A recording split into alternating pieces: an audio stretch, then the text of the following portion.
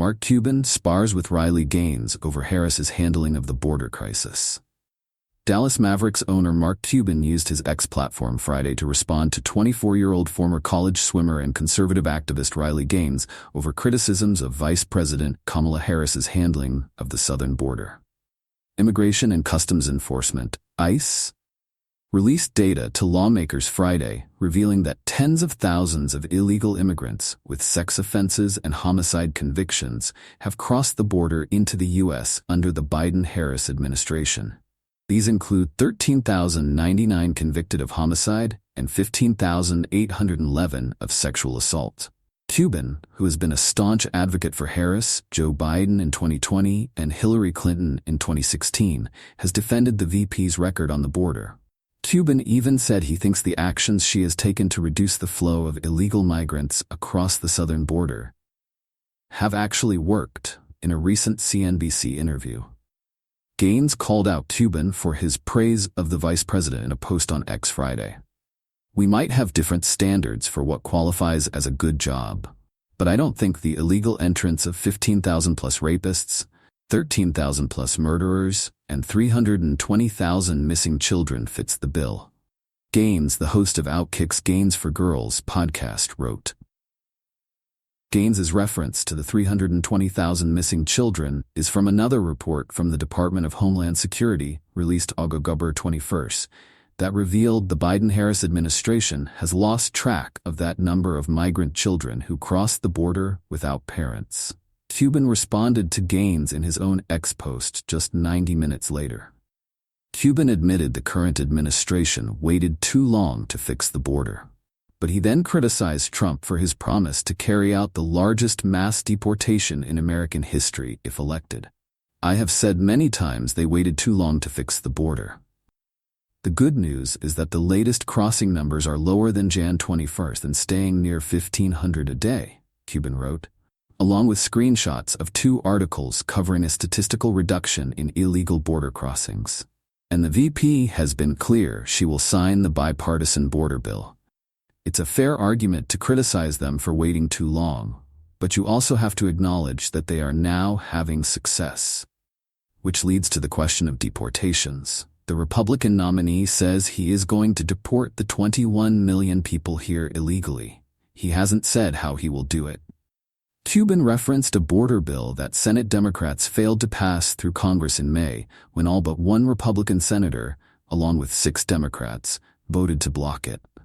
Democrats argued the bill was intended to reduce border crossings, raise the standard for migrants to qualify for asylum, and empower officials to rapidly send away those who fail to meet that standard.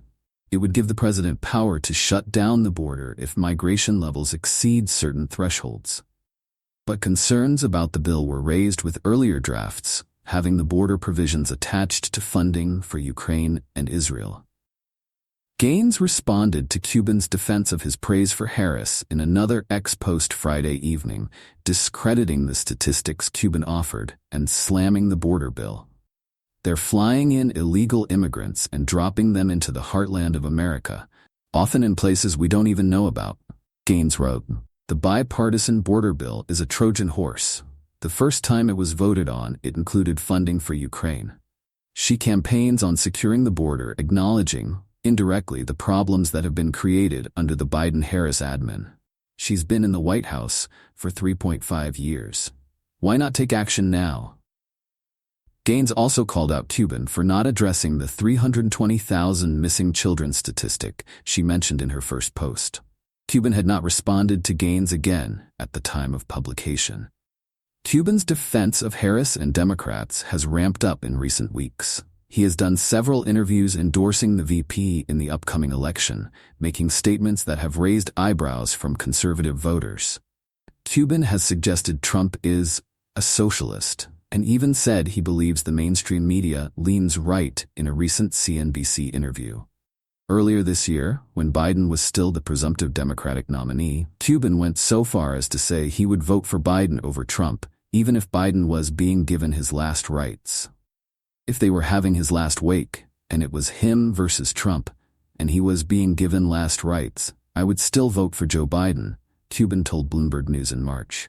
However, Cuban has also said he supported Trump at the outset of his first candidacy in 2015. In 2015, I was like, he's great. He's not a typical Stepford candidate. I thought that was a positive, Cuban told Vivek Ramaswamy in an interview on X August 7th. Gaines has been an advocate for Trump in this election cycle. Gaines even spoke at one of Trump's rallies in Glendale, Arizona, August 23rd. There, Gaines made a speech in which she claimed she was voting for Trump because I'm a woman. They don't believe in school choice. They don't believe in parental rights or the safeguarding of children.